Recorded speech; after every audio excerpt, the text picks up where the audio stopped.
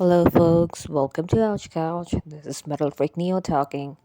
Okay, first things first, I would recommend you guys to listen to this pod episode like in 1.5 times speed or at least 1.25 times speed because I speak somewhat slow and it does not uh, work well. Anyway, also sorry for the background noises because it's that time right before Eidul Azha over here. So there are cattle and goats everywhere um, waiting to be sacrificed as it is a part of ritual. There is that. So sorry about that in advance. And I think I'm going to talk about where we left off in last episode, which is about how we overlook at the importance of like the significance of emotional investment in things. Like we think of as I have put it out before that when it comes to financial investment or intellectual investment, we are more aware of those, right? Like when we are thinking about I am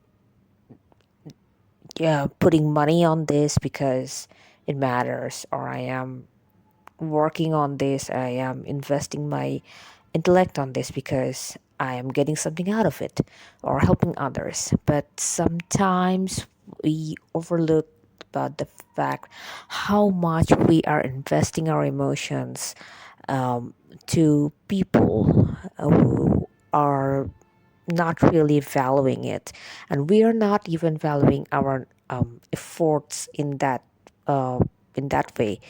The most common example of that would be like being the like showing empathy to people for when they are like not in a good state, and being there for them and hearing them out. I mean, of course there are more to do at times, especially when people are in like some kind of really big trying times and things like that.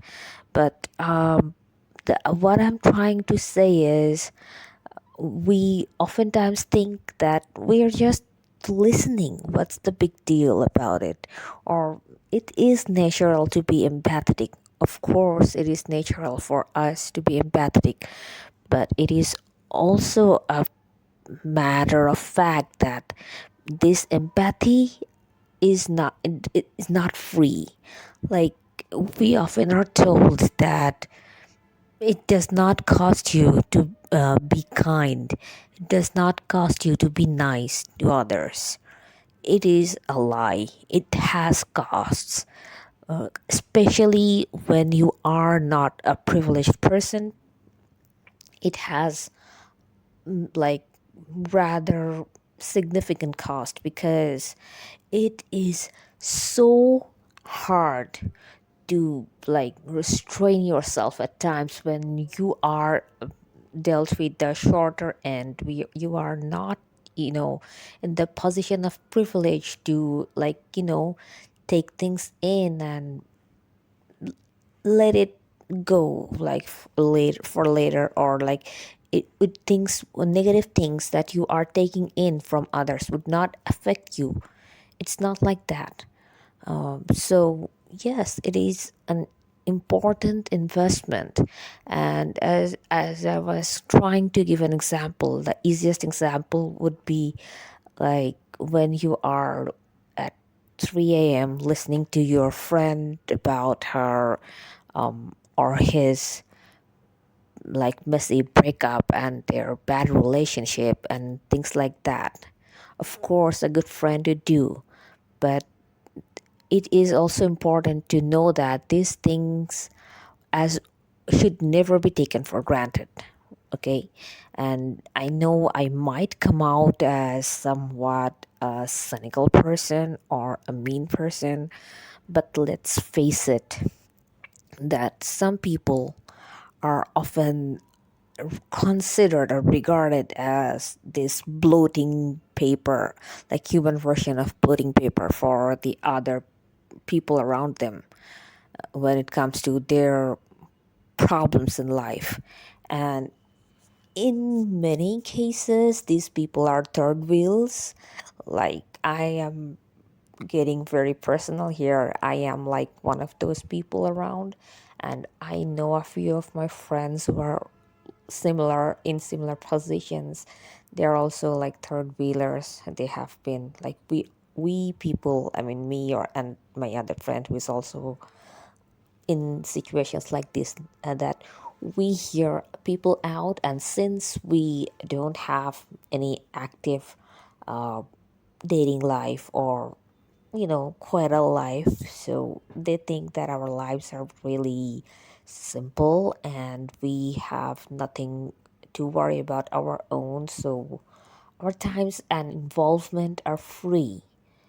And that's why they think, oh, another fact that maybe this also gets into them, that we are very trustworthy, or maybe they think that we don't have enough friends to tell on them, so they feel free to like talk the most how do I put it, if it's not necessarily always traumatizing, but it's definitely not something you should be sharing with other people unless I don't even know how to put it, but I don't think it is the most ideal thing to tell your third wheeler friend with whom you only speak to when you need to blow off your steam, and then you forget about them and you wouldn't be there when they actually might need someone to talk to. So, yes, I am maybe throwing some shade at my friends who would like knock me at 2 a.m. or 3 a.m. and would like talk about how things did not work out with their significant others or things like that. Or maybe, I don't know, talk about their crushes and all that. I mean, of course, I have to take the blame for actually listening to them. I shouldn't have done that. What I am trying to say is that maybe it was all right when we were teenagers or when we were in our 20s, but now that we are in our 30s, we should be more mindful about how we give our time to people, because sometimes, just because, as I have previously said, we are oftentimes stranded and lonely, we crave for friendship and human connection. And that's why we still give in to when they are back in our lives, just to talk about things and then go back to their own businesses. We should prioritize like when we would be giving our emotional support to them, because sometimes they deserve it, and some other times it's just we are getting taken for granted. And at the same time, we should also be reaching out to our friends, especially the ones who were like taking our times back in time. Okay, it's just an advice I'm giving to myself, that I should also be reaching out to my friends at times when I am feeling like burdened with emotions and burdened with these horrible negative thoughts I am still pushing down. Like I have said before, that I only record myself in like some form of media when I am, suppressing some emotions one way or another. So I should be reaching out to my friends as well, and I hope I will. And I think I will stop at there today. Maybe I will talk more about things similar to this next time. Okay, goodbye, everyone.